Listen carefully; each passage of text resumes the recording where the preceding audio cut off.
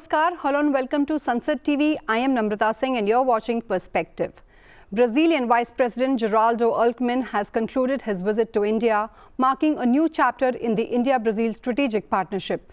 During his stay, he held wide-ranging discussions with Indian leaders to deepen cooperation in trade, defense, agriculture, energy and technology.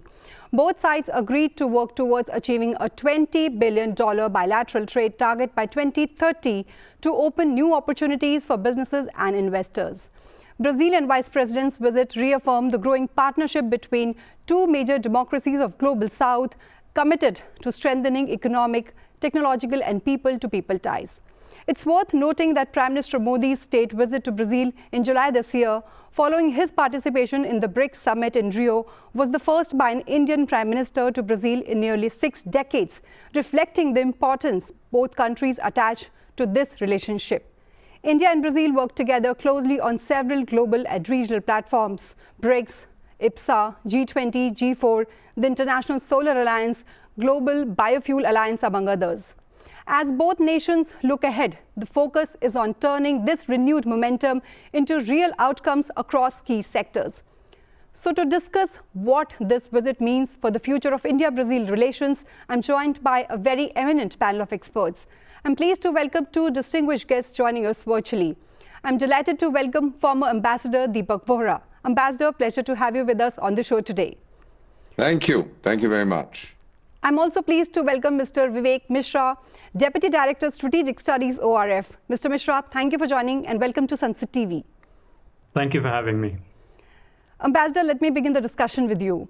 You know, the Brazilian Vice President's visit to India marks a new chapter in the India-Brazil strategic partnership. He held wide-ranging discussions to enhance cooperation in trade, defense, energy, technology.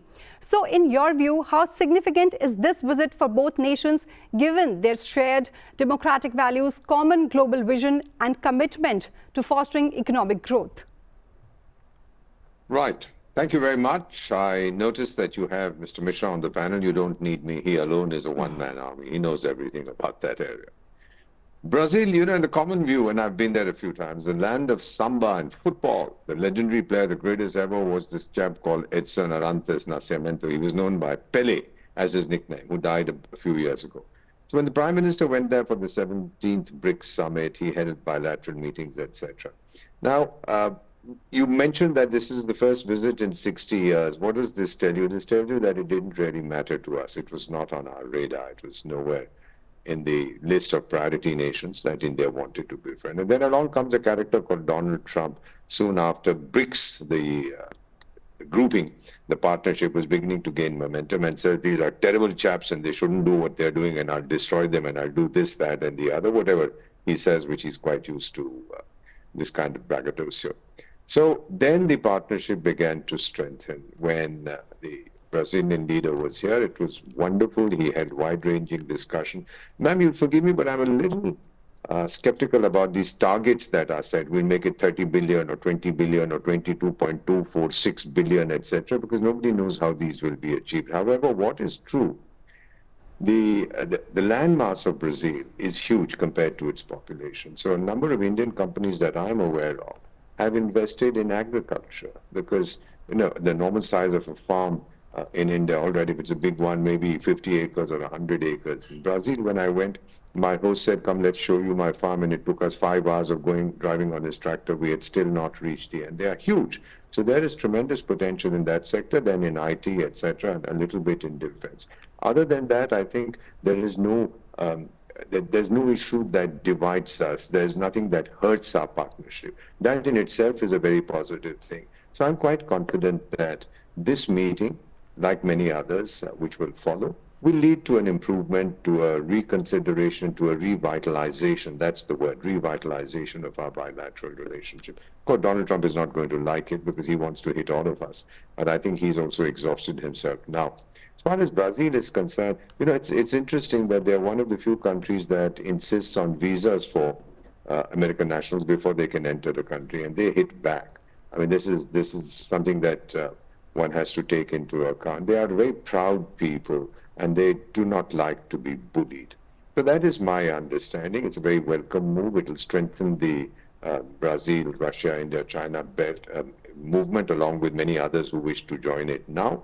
And I think we will, as time goes by, develop and find new areas of cooperation. Let me also tell you that the Brazilians do not like China's aggressiveness. 3 years ago, when the Chinese virus was hurting Brazil, I remember I was there, I think, the death toll mounted. China was incensed at demonstrators who were carrying placards outside the Chinese embassy saying people died, this was in Portuguese, people died because Brazil lied. And the Brazilian ambassador came with a megaphone and said, "Get out from here." And the Brazilians laughed and started doing the samba outside. And then the Chinese embassy protested when the Brazilian congressman Eduardo Bolsonaro, President Jair Bolsonaro's son, blamed China for the pandemic. China called it an evil insult and said, "This guy's gone mad," etc., etc. So I believe that if they had to choose between the two, their hearts would be with us, given their own preference for democracy. And I think it's an opportunity for us to make our place, get a strong foothold with a powerful, probably the most powerful Latin American, South American country. Okay. So Ambassador calls it a welcome move. Mr. Mishra, India and Brazil share a close and multifaceted relationship that was elevated to a strategic partnership in 2006. So from the early years of diplomacy to today's dynamic engagement, how do you view the evolution of India-Brazil relations over the years, particularly under Prime Minister Modi's leadership? No, thank you for having me. I think, what has happened in the past few months is also the times have changed, as was laid out by Ambassador. And those are obviously augur well for India-Brazil relationship.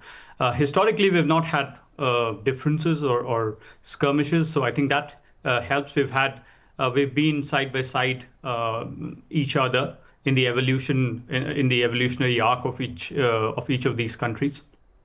I think what is also important is that we've shared a common worldview, in the sense that now it is a compact of the global South, which is essentially looking at key issues of the world with a similar lens, which is, and if you break down the issues, these are energy, renewables, technology, governance, global governance, all of these issues. The common stance on these issues, I think, bind the peoples of two countries, and therefore it creates much more. It becomes much more amicable to work together as partners, despite the tyranny of geography that the two countries are separated by. So I think that is important from the evolution perspective. Now, coming to more recent times, I think what has happened is, there's been an onslaught of policies from Washington. And in one way or the other, if you see, Brazil and India have are on one side of the spectrum, in the sense that they've both stood up to the US pressure. India has not buckled under pressure. It's standing up. It's talking to the United States, even as 50% tariffs are on. Brazil has, of course, retaliated, has taken a different measure. And there are also policies of pressure from Washington to intervene within that country, right? The whole Bolsonaro angle and the intervention in terms of what the Brazilian judiciary should do. So I think that's a different case altogether. But in terms of India-Brazil relationship, the spectrum that bound us has certainly increased. We are now, in 2024, if we were 12 point something billion, we are certainly aiming to double that by the end of 2030 or 2032. And I think that's an ambitious target, but given the politics and developments that have happened, we have realized that this should have happened a long ago. So that is a good realization. Now, Brazil and India are also increasingly, because of the expanding spectrum of communications and connectivities, I think I've realized that we are not so far from each other.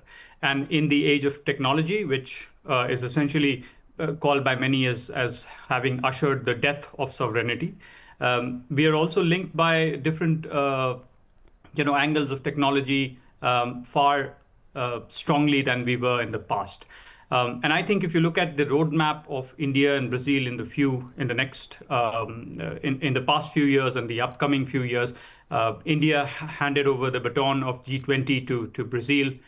We are also looking forward to the COP 30 that is supposed to happen in Brazil in November, where I think there are the pressure and the stance from Washington on particularly how the global South should be, and whether the Green Fund should be funded by the United States and the global North. The US has taken a different position. That has created the space for countries like India and Brazil, which are larger economies of the world, to actually step up. And I think this is exactly what we are seeing play out in real time. Right, right. So, Ambassador, the Brazil is India's largest trading partner in South America and the Caribbean. And, both countries are facing high US tariff, as you also mentioned and Mr. Mishra mentioned. So, with bilateral trade reaching $12.2 billion in 2024-25 and discussions underway on defense, biofuels, strategic cooperation and supply chain linkages. So, do you see this step a step for the global South to build its own market, or mainly a strategy to reduce vulnerability to sudden tariff shocks? Very good question.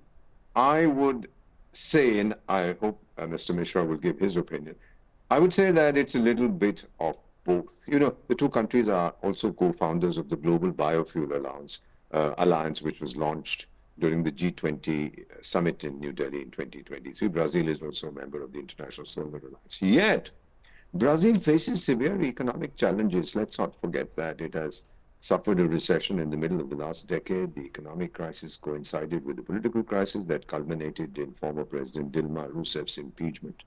Global commodity prices crashed during the period, impacting its exports and foreign investment.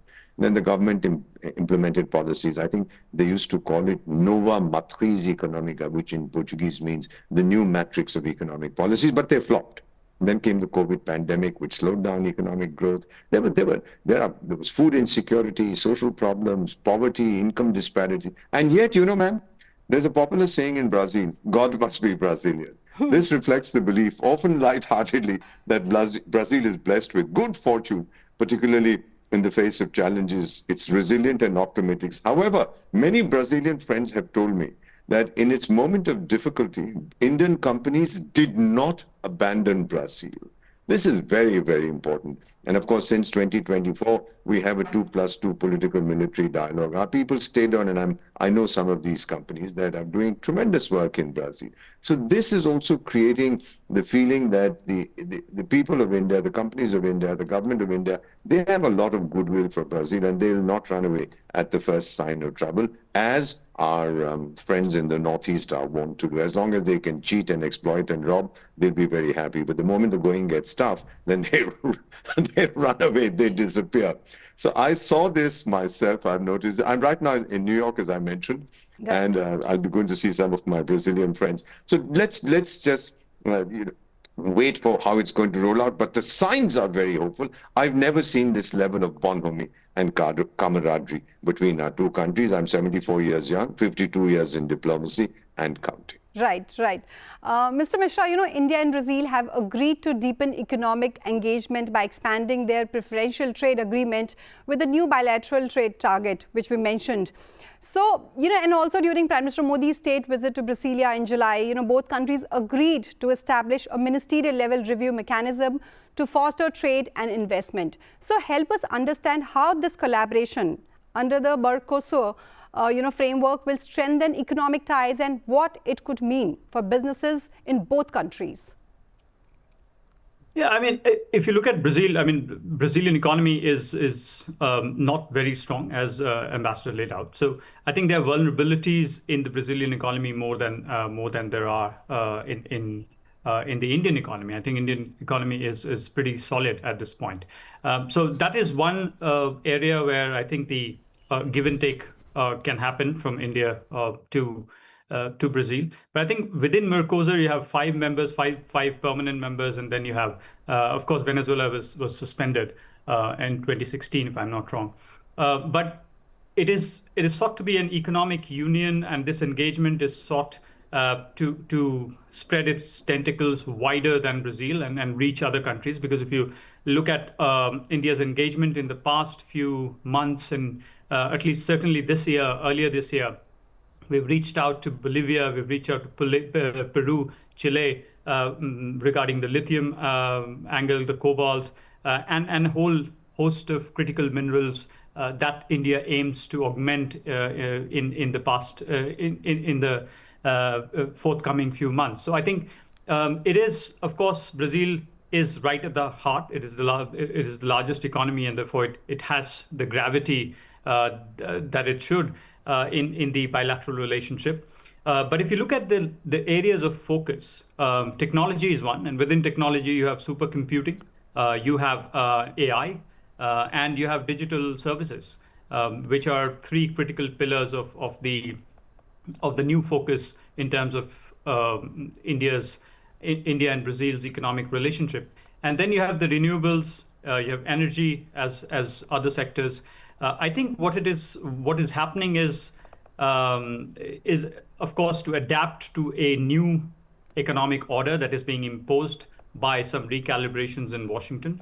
And not just India and Brazil, but I think most countries are recalibrating. Now, if you look at China, China has reoriented most of its supply chain, especially in the area of soybeans and GM crops to Latin America. And Brazil and Argentina are at the helm of that reorientation. China has also imposed by that measure too much cost on American farmers. And that's why we see Donald Trump put out that tweet against China in the past few days.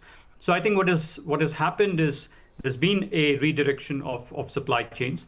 Okay. But what is the difference between India and China is, of course, that India is doing it much gradually and with a vision of a long term in mind, that these are resilient, permanent shifts in the economic supply chains and not anything which is short-term vision. Okay. So, Ambassador, shifting our focus to defense sector, during his meeting with Defense Minister Rajnath Singh, the leaders of both nations prioritized defense and security cooperation as a key pillar of their partnership. And, talks included expanding collaboration in the development, production and trade of defense products, with India reportedly pitching the Akash missile system for supply to Brazil. So, if this deal goes through, it would be a major step for India's defense exports and its push for self-reliance in defense manufacturing. So for our viewers, if you could explain why this deal is significant for India's strategic and defense ambitions and its push for self-reliance in defense manufacturing. Sure. I'll answer the first. Let me share something very personal with you. Sure. When I was in Brazil last, I was having cornflakes and milk in the morning, and I said, "Your milk tastes very nice." And then my host said something very interesting. He said, Indian cattle and Brazilian cattle share the same genetic heritage. I think he was talking of ghee and cancrete, which were exported in the early 20th century and then Right. modified to increase milk output. It's phenomenal to hear this kind of thing. Second thing he told me, that officially Brazil was discovered by a European character called Pedro Alvares Cabral. And Cabral was actually coming to India after Vasco da Gama's 1948 visit. He was blown off course, and so he landed up in Brazil. So we laughed when he told me these things. Just goes to show there is a fair amount of goodwill. We've never done anything to hurt each other's strategic interests, except when Brazil criticized us for the liberation of Goa, because they had a warm relationship with Portugal, the colonial pattern, etc. Right. Now, on the defense thing, more than 100 countries buy our equipment. And if Brazil does, and we manage to sell this, and I'm sure that they will be looking at it, I think it's going to be our first major entry. We have been selling stuff to other Latin American countries, but it'll be a big deal with such a huge economy in Latin America. What would Brazil want to buy them for? Because they are not quite sure what President Trump might do. You know what he's doing to Venezuela at the moment. His ships are running around and they are sinking Venezuelan boats, and he's accusing them of drug trafficking, etc. So they would like to be in a position where they're able to defend themselves. Otherwise, I don't see them going to war with Argentina or with Mongolia or whatever, for which they would need this, but they would need it for their own internal purposes, for their vision. Like we have 2047, they have a vision 2050 to be a developed nation by then, 3 years after that. So they would be very happy to buy defense, and we would be delighted because so many, more than 100 countries buy our defense equipment. So welcome to the club, Brazil. You will get the best stuff at the best price. Right. So, Ambassador, if this happens, it will be a big deal. Mr. Mishra, so India and Brazil are already partners in BRICS, and defense cooperation could further strengthen this strategic partnership. And given their shared goals of promoting self-reliance, building advanced industries and maintaining regional peace, how do you see defense collaboration enhancing India-Brazil ties and contributing to broader global South cooperation? So I think what what the defense manufacturing has done within India is a remarkable turnaround. I mean, if you look at the last few years, look at Southeast Asia, Philippines, Vietnam is in the queue. Armenia has suddenly risen to be one of the largest importers of Indian defense. And so what Latin America really brings to the table is a vast geography. Brazil in particular brings a large economy, which essentially, even if it works out a deal for self-defense, is a good proposition on the table. So I think from that perspective, it is a new geography, not just in terms of a tech connection, an economic connection, but also a defense connection. And from India's perspective, what we bring to the table is, of course, a reasonably priced but quite efficient manufacturing equipment, etc. Now, we are also in the long term looking at geographies, for instance, to co-produce and co-innovate. Right.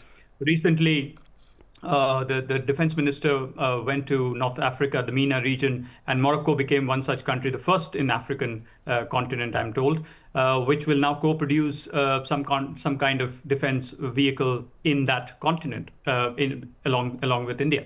I think if such propositions are on the table, it can be easily extended to a country like Brazil, where we have more commonalities than we have with most countries in Africa. So I think there is a mutual sort of momentum from both sides, and I think we're certainly looking to meet halfway there from either side.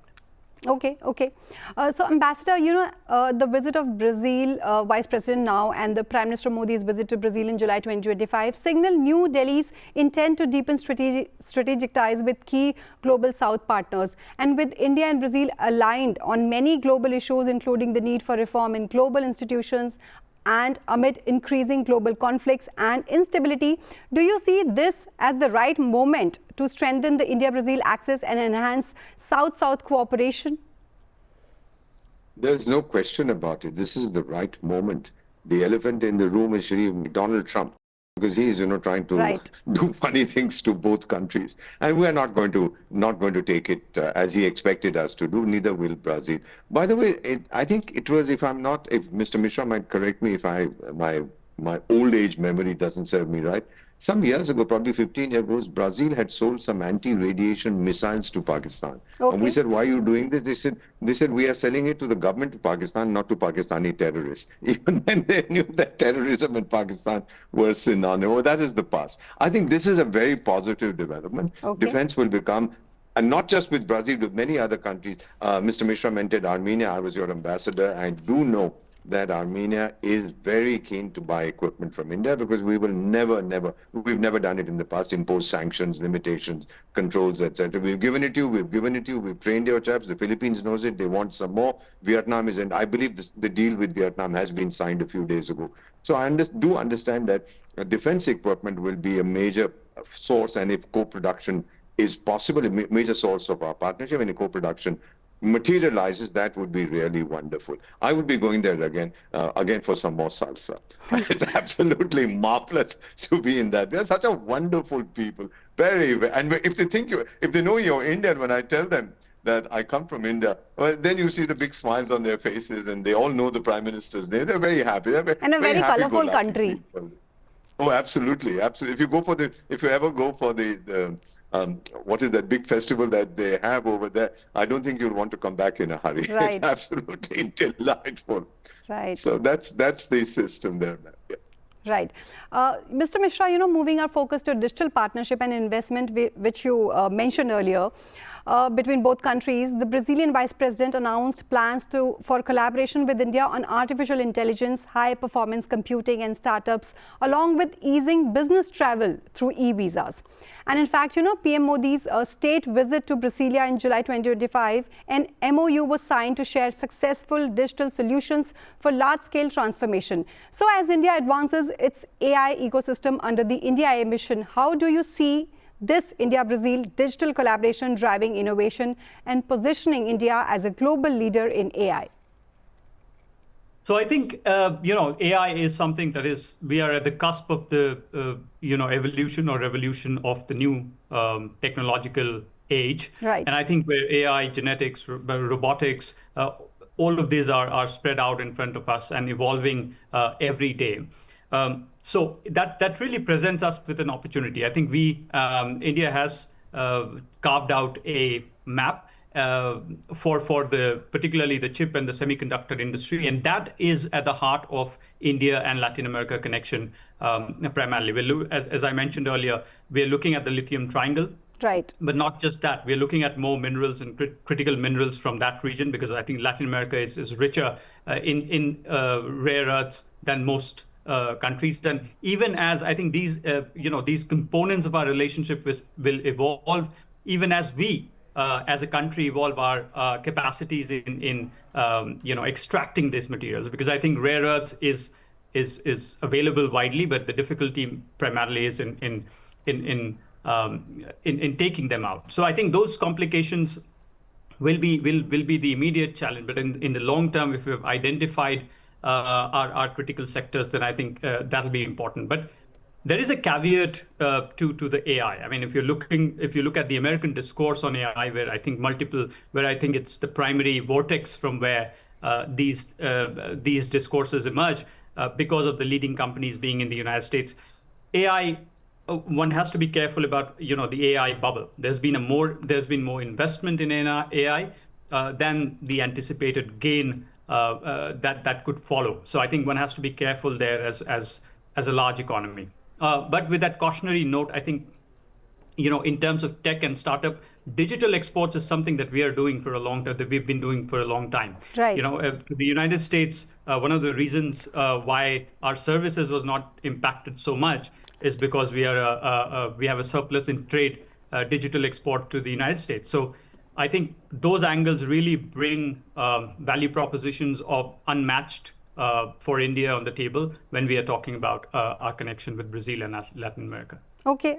So Ambassador, I'd like to hear the closing comments for the show today. Well, all I can say is the road was narrow in the past. It's widened considerably, and now it's a highway. And we are both moving on it without any roadblocks. I just love that country, and I hope our relationship goes from strength to strength. Okay. Mr. Mishra? I would be interested in how Brazil reorients itself to the Indo-Pacific. I think as a large economy, we are seeing the Indo-Pacific policy play out from Europe, from America, from a host of other geographies. How does Latin America, and Brazil being the largest country, does it have a vision for the Indo-Pacific? And I'm sure it does, or it should. And once it does, it will certainly find India at the heart of that vision. Okay. So as our guests have highlighted, the India-Brazil partnership spanning trade, defense, technology, agriculture and more reflects a deep and multifaceted strategic relationship between the two nations. So with both countries working to expand economic ties, foster innovation and strengthen global cooperation, the focus now is on turning these discussions into tangible outcomes. With that, it's a wrap on this edition of Perspective. A big thank you to Ambassador and Mr. Mishra for sharing their insights. And to our viewers, thank you for your time. Stay tuned and keep watching Sansad TV.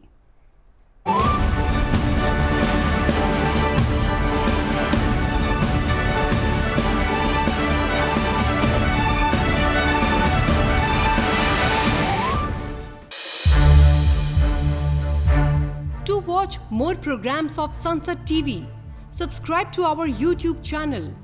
And don't forget to like and share them.